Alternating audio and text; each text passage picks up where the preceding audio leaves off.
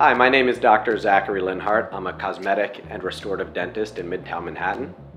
Today I'm going to show you how to brush your teeth. Most people know that you should brush your teeth twice a day. However, most people don't brush their teeth properly. I'm going to give you a little demonstration today using the Linhart Nano Silver toothbrush. The thing that most people do wrong when brushing their teeth is, instead of brushing their teeth, they scrub their teeth. They're not the dishes. Angle the bristles of the toothbrush slightly towards the gum, like so, and gently with finger pressure, go back and forth, taking the plaque and tartar away from the teeth.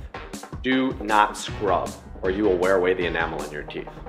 Our ultra soft bristles are also very good to keep your teeth healthy and strong without being abrasive. That's really the gist of it.